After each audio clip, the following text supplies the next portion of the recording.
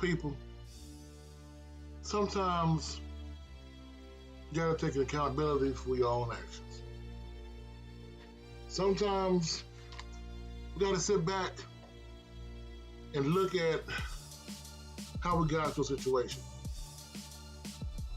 And just like you would do with your own budget at home, when it comes to these coaches, it's the same thing.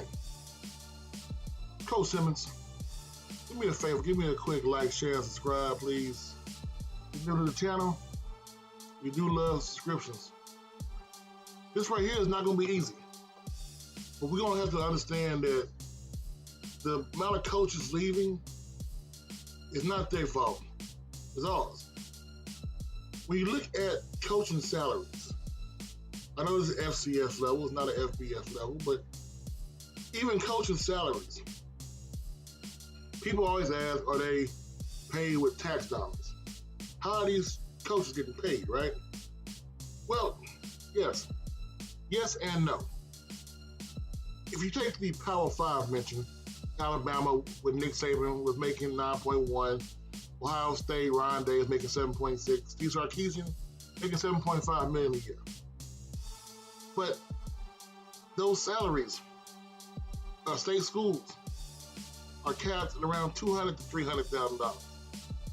Everything else, all the money, the 9.1 mil for Nick Saban, came off of the program's revenue, $185 million. Ohio State's $223 million. Texas, $144 million in revenue. Now, that revenue is what the school brought in, not including what the school made for the community. Because everybody else chipped in with your alumni, with your boosters clubs, coaches doing TV deals, coaches doing radio deals. Everybody was getting pay from the coach. The coach got paid from everybody else. Had it written into the contracts. Nick Saban had car dealerships. But the thing is, the long story, is all our fault. See, you want a coach to stay, right? And I just told you that the program revenue from the school is what helps the coach stay. So you understand that part. I'll break it down to you real quick. If your school is not making revenue, i.e., there's no one going to your games, you're not buying the school-sponsored merchandise. I'm not talking about merchandise from your homegirl that got a website. I'm talking about one from the actual school. If you're not buying the school product, waving that flag, you're not supporting the coach. I.e., you're not giving the coach the school funds to pay the coach. And we can use Jackson State right here as an example because that's who is on the page. The money coming in for 2022 was $12.82 million.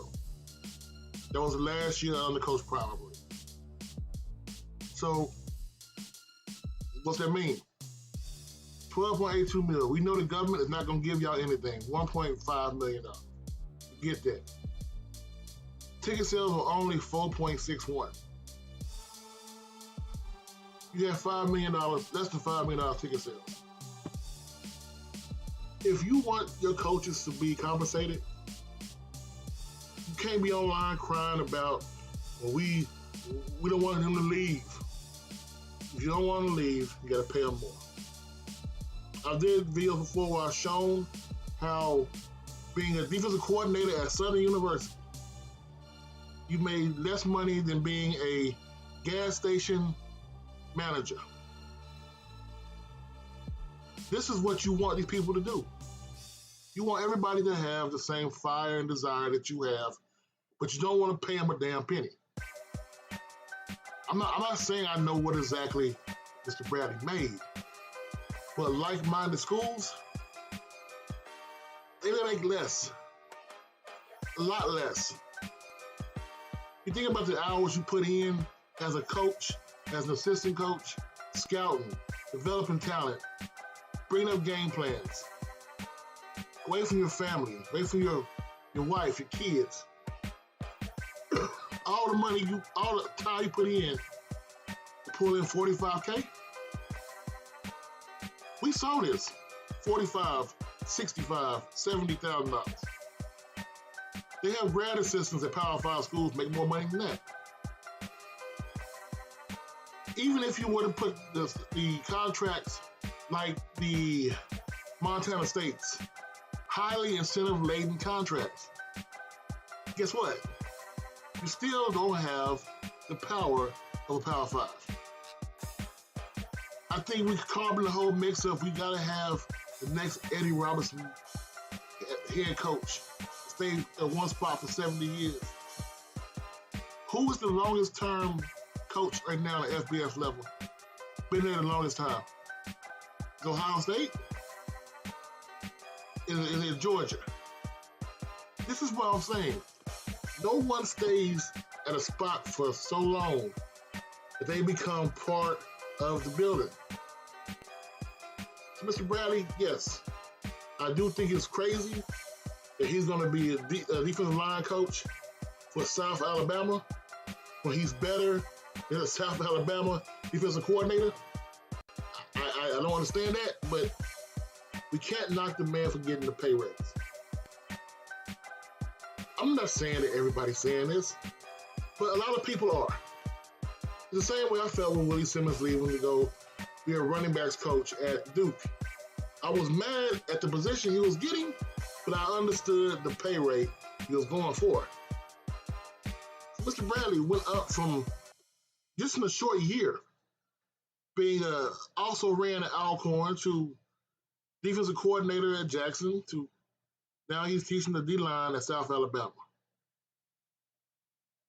Now, Major Applewhite is not a good coach, so I do hope this man has a backup plan. But when it comes down to it, when it truly comes down to it,